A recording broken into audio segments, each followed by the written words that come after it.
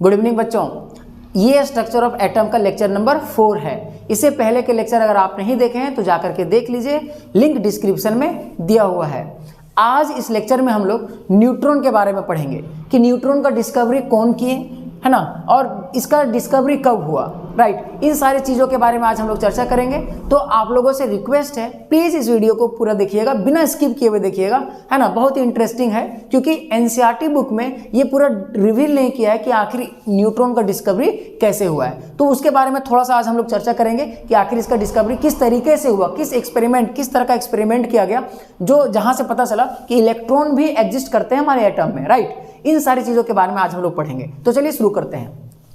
इससे पहले हम लोग पढ़ चुके हैं कि हमारे किसी भी एटम में 3 सब एटॉमिक पार्टिकल होते हैं। अब तीनों का नाम क्या होता है आप ये कमेंट करके बताइए, राइट। और हम लोग पढ़ चुके हैं कि एक में नेगेटिव चार्ज होता है, पॉजिटिव होता है, जिसमें एक चार्ज तो होता ही नहीं है सब एटॉमिक पार्टिकल, न्यूट्रॉन जिसका नाम है। ये तो अभी डिस्कवरी तो लेट में हुआ, बट अब हम लोग जो जानते हैं कि 3 एटॉमिक पार्टिकल होते हैं।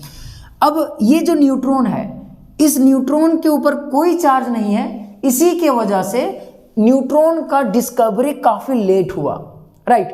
और ऐसा नहीं है कि जेम्स चैडविक ने ही न्यूट्रॉन का सिर्फ अकेले इसका डिस्ट्रीब्यूशन रहा इसका डिस्कवरी में, नहीं। आप लोग हायर क्लास में जाएंगे तो आप लोग पढ़ेंगे कि 1930 ईस्वी में ऐसे बहुत सारे साइंटिस्ट आए, है ना। 1931 में भी आए, 1932 में भी दिए, इन सारे एक्सपेरिमेंट सेम एक्सपेरिमेंट को दिए, लेकिन फाइनली जेम्स चैडविक आकर के कंक्लूड कर दिए 1932 में कि वाकई में इस यहाँ से पता चलता है कि न्यूट्रॉन है। तो आज इसी के बारे में पढ़ेंगे।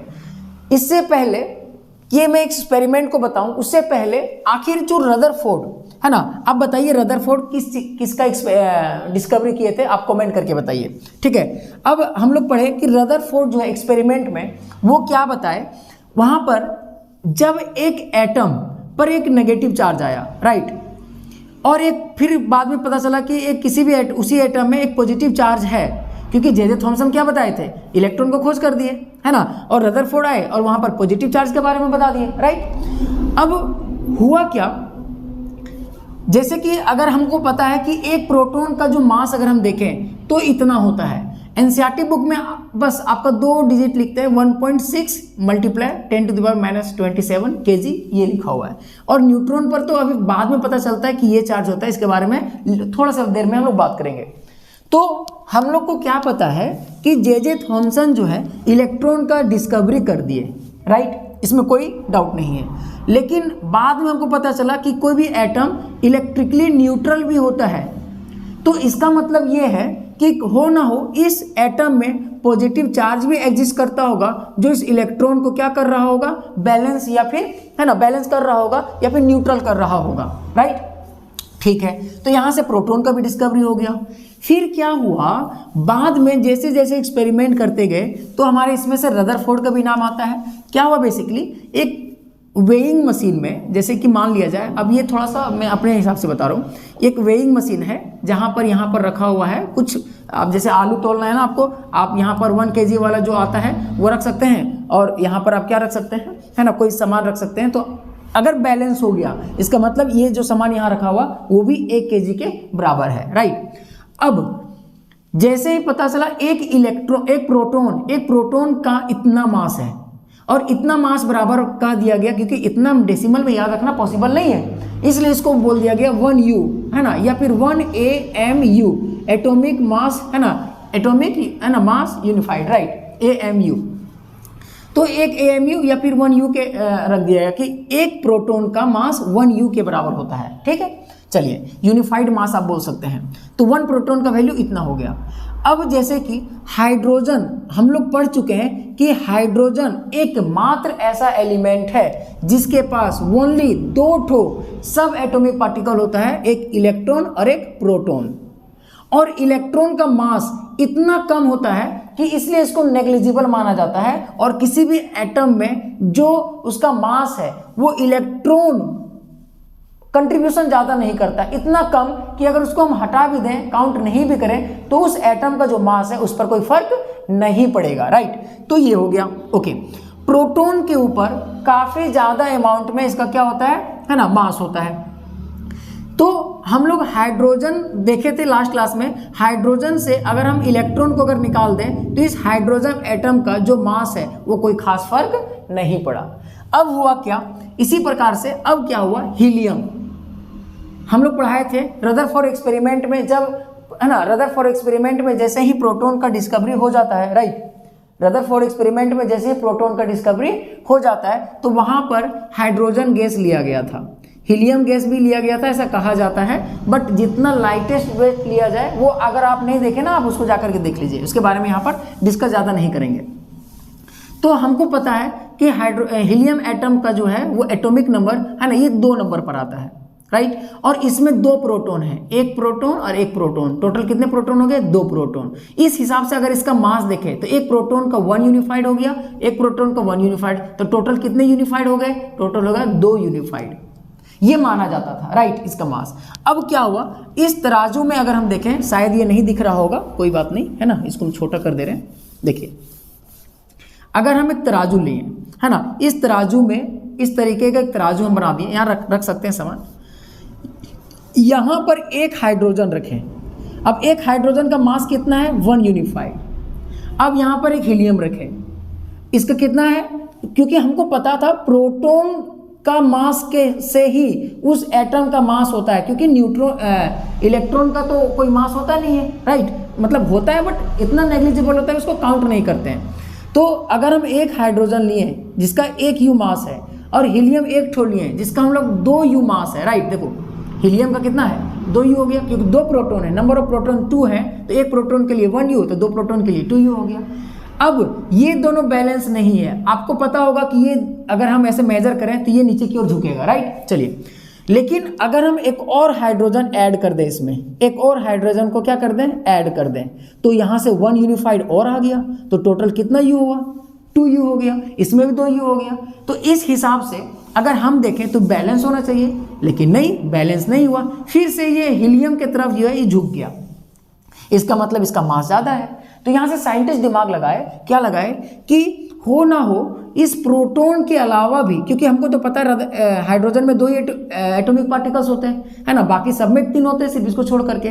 तो हाइड्रोजन कैसे समझ में नहीं आया। फॉर एग्जांपल अगर मैं एक और एग्जांपल लूँ, तो अगर हम सोडियम की बात करें, सोडियम के एटॉमिक नंबर 11 है, राइट, तो इसमें हमको लास्ट क्लास में पढ़ाए थे नंबर ऑफ इलेक्ट्रॉन बराबर नंबर ऑफ प्रोटॉन, और इस किसी भी एटम में इलेक्ट्रॉन का जो मास है वो डिस्ट्रीब्यूशन बहुत कम करता है, अगर उसको नहीं भी काउंट करेंगे तो उस एलिमेंट में कोई ज़्यादा फर्क नहीं पड़ेगा।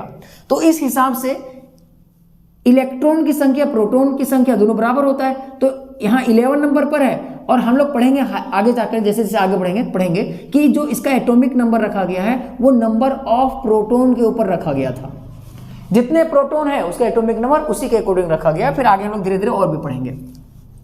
तो इसका इलेक्ट्रॉन का डिस्ट्रीब्यूशन नहीं हुआ, तो अगर हम देखें तो इसका एटॉमिक नंबर 11 है, तो इसमें 11 प्रोटॉन होंगे, तो इसका मास भी कितना होगा, 11 यूनिफाइड होगा। हाँ सर, ये ठीक है, लेकिन जैसे इसको वेइंग मशीन में तोला गया तो भाई साहब देखो 23 यूनिफाइड दिखा। इसका मतलब उस एटम में प्रोटॉन के अलावे भी कुछ और ऐसे पार्टिकल्स हैं जो डिस्कवरी नहीं हुआ है, लेकिन वो मास में अपना कंट्रीब्यूशन दिखा रहा है, यानी कि मास में वो हेल्प कर रहा है, उसके पास कुछ मास है। जो देखो 11 प्रोटॉन है तो 11 यूनिफाइड मास होना चाहिए, बट 23 यूनिफाइड हो रहा है, डबल से भी थोड़ा ज़्यादा। इसका मतलब क्या हुआ, इसका मतलब ये हुआ कि इस एटम में है ना इलेक्ट्रॉन और प्रोटॉन के अलावा कोई ऐसा पार्टिकल है जिसमें कुछ ना कुछ मास होगा, और उसी चीज़ का डिस्कवरी करने के लिए सारे साइंटिस्ट लग गए, राइट। और उसी के डिस्कवरी के बारे में आज हम लोग पढ़ने वाले हैं, तो इसको रब करते हैं, राइट। चलिए ये सबको थोड़ा सा मिटा दें। आई होप ये समझ में आ गया होगा। अगर आपको नहीं समझ में आया तो इस वीडियो को है ना आप एक बार रिकैप करके देखेंगे तो चीज़ें आपके साथ क्लियर हो जाएगी। तो अच्छा एक और एग्जांपल ले लेते हैं इसी में। चलिए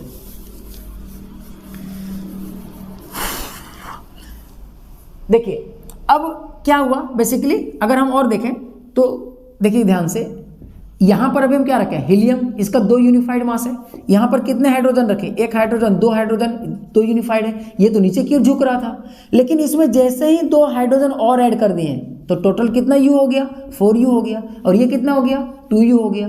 लेकिन अगर हम देखें इस मेजरमेंट जो डिवाइस लगा हुआ है ये बैलेंस हो गया, तो क्या कभी पॉसिबल हो सकता है 4U बराबर 2U? नहीं ना। तो इससे क्या साबित हो रहा है कि इस हीलियम एटम के अंदर प्रोटॉन के अलावे और कोई ऐसा पार्टिकल्स है जो इसका वेट को यानी कि मास को इंक्रीज कर रहा है। इसी वही पार्टिकल को खोजने के लिए हमारे बहुत सारा साइंटिस्ट जो है वो आए और अपना अपना डिस्ट्रीब्यूशन, अपना अपना कंट्रीब्यूशन जो है वो इस पर रखे। और फाइनली नाम आता है जेम्स चैडविक का, जिन्होंने 1932 में है ना न्यूट्रॉन का डिस्कवरी कर दिया। आइए देखते हैं कि इसका डिस्कवरी कैसे हुआ। कुछ अल्फा पार्टिकल, इसको हम लोग बोलेंगे अल्फा पार्टिकल। क्या बोलेंगे?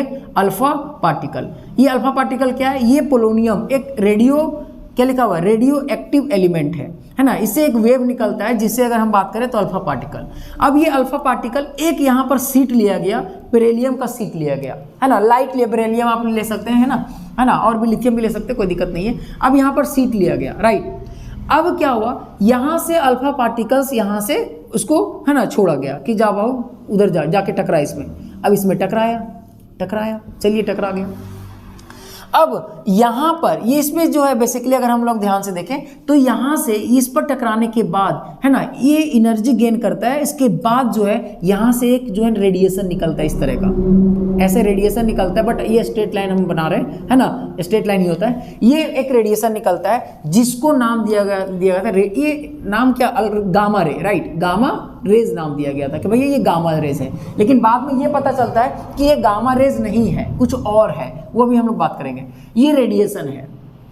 अब इस रेडिएशन में हो सकता है कि नेगेटिव चार्ज हो सकता है पॉजिटिव चार्ज हो, या कुछ भी हो सकता है।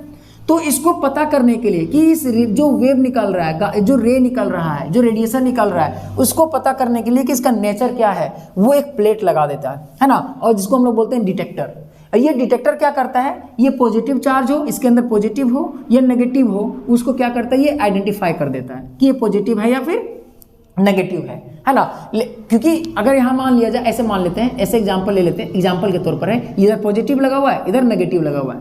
अगर ये पॉजिटिव चार्ज होगा तो नेगेटिव की तरफ मूव करेगा, अगर ये नेगेटिव होगा पॉजिटिव की तरफ मूव करेगा।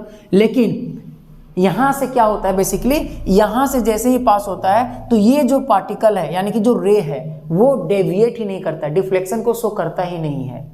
तो यहाँ से ये पता चला कि ये जो रेडिएशन है इस पर कोई चार्ज नहीं है, नो चार्ज। अच्छा, ये कैसे पता चला? क्योंकि बगल में लगा हुआ है चार्ज पार्टिकल को पकड़ने वाला कि भैया तू नेगेटिव होगा तो हम पकड़ लेगा मेरा पॉजिटिव होगा तो नेगेटिव पकड़ लेगा। ये बगल में कुछ नहीं था तो कोई नहीं पकड़ पाया। तो इसे ये साबित होता है कि ये जो रेडिएशन है वो नो चार्ज है। फिर क्या कर दिया गया, है ना, और भी बहुत सारे एक्सपेरिमेंट किए गए। तो अब यहाँ से इस डिटेक्टर को उड़ा करके पीछे की ओर ले गया और इसके जगह पर एक और दूसरा चीज लगा दिया गया। इसको हम रब करते हैं, देखिए हो गया, है ना। अब यहाँ पर ये डिटेक्टर को यहाँ लगा दिया गया, ये डिटेक्टर है, ठीक है। ये क्या है, डिटेक्टर है। ये क्या पॉजिटिव या नेगेटिव चार्ज को है ना आइडेंटिफाई करेगा। अब यहाँ पर ये उसी के जगह पर इसको उधर करके मूव करा के इसको यहाँ पर रख दिया गया, एक वैक्स लगाया गया, है ना। वैक्स मतलब मोम, है ना। अब यहाँ से जो पार्टिकल्स आए, है ना, अब इस पर तो पॉजिटिव चार्ज था, बहुत सारा पॉजिटिव चार्ज, मोम, है ना, पॉजिटिव चार्ज। अब इस पॉजिटिव चार्ज को बाहर, इस प्रोटॉन को, पॉजिटिव चार्ज क्या है, प्रोटॉन है, इस प्रोटॉन को बाहर एक हाई रेडियो एक्टिव जो रे है यही बाहर कर सकता है। अगर ये हमारा जो है बेसिकली अगर देखें ये हाई रेडिएशन वाला हुआ तो इसको बाहर कर देगा। तो यहाँ से जो है ये क्या होता है, इससे जब पास कराता है तो ये जो प्रोटॉन है वो बाहर की ओर आ जाता है। ऐसे ये हमारे क्या दिख रहे हैं, ये प्रोटॉन है, ये क्या है, प्रोटॉन। ये इस पर टकराते हैं, इस पर टकराते हैं डिटेक्टर पर। अब हमको पता है कि प्रोटॉन के ऊपर कैसा चार्ज होता है, पॉजिटिव चार्ज होता है। तो भैया ये तो अट्रैक्ट कर लेगा, ये तो पहचान लेगा कि हाँ ये तो नेगेटिव चार्ज है कि नहीं। लेकिन इसको नहीं पहचान पा रहा था, राइट। और इसको नहीं पहचान पा रहा था तो इसीलिए इसका इस पर क्या चार्ज, नो चार्ज था। लेकिन इसी के अंदर जो है हमारा बेसिकली अगर हम लोग देखें तो यहाँ से जब ये पास हुआ तो यहाँ से जब प्रोटॉन निकला तब समझ में आया कि अच्छा यहाँ से तो प्रोटॉन, लाइट चला गया ना, एक मिनट है, एक मिनट रुकिएगा, एक मिनट।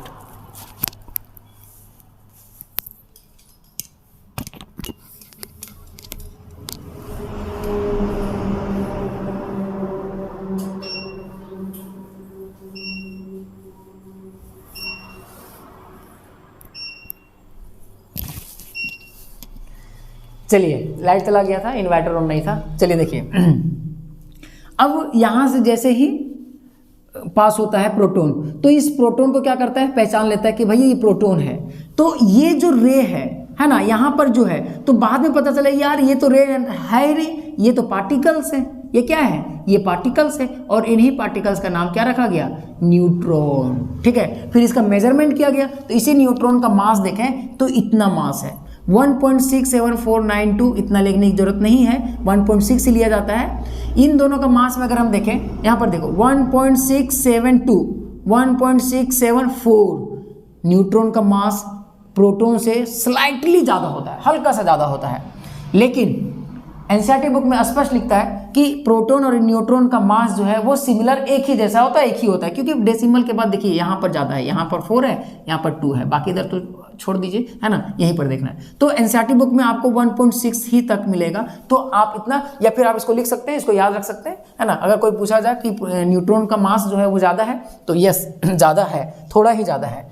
तो उम्मीद करते हैं ये आपको समझ में आ गया होगा। ये जो रे, ये हमारा जो गामा रे नहीं था, बल्कि ये कुछ पार्टिकल्स थे, और यही पार्टिकल्स का नाम क्या रख दिया गया, न्यूट्रॉन। यानी कि इस पर कोई चार्ज नहीं था। चार्ज रहता तो यहाँ पर जो शुरू में लगाए थे डिटेक्टर, वो पहचान ना लेता, लेकिन पहचान नहीं पाया, तो ये नो चार्ज था। नो चार्ज की वजह से यहाँ इसी का नाम रख दिया गया कि भाई ये चार्ज ही नहीं है, न्यूट्रल है, तो न्यूट्रल की वजह से नाम रख दिया न्यूट्रॉन, है ना। तो यहाँ से ये कॉन्सेप्ट आपको समझ में आया होगा। ये एनसीईआरटी बुक में नहीं दिया हुआ है, आप जा करके जो है ना हायर क्लास में पढ़ेंगे, तब आपको ये सब चीज़ें पूरा डिटेल में बताया जाएगा। खैर, बहुत सारे स्टूडेंट पूछ रहे थे सर न्यूट्रॉन का डिस्कवरी जो एनसीईआरटी में नहीं दिया हुआ है, तो उसको पूरा डिटेल में थोड़ा सा बता दीजिएगा। तो आई होप ये आपको एक्सपेरिमेंट समझ में आया होगा। अगर समझ में आया है तो इस वीडियो को लाइक कर दीजिए, है ना। तो चलिए आज इतने ही रखते हैं, फिर मिलेंगे नेक्स्ट क्लास में। तब तक के लिए पढ़ते रहिए, स्वस्थ रहिए, और आसपास अपने साफ सफाई जरूर रखिए। चलिए, धन्यवाद।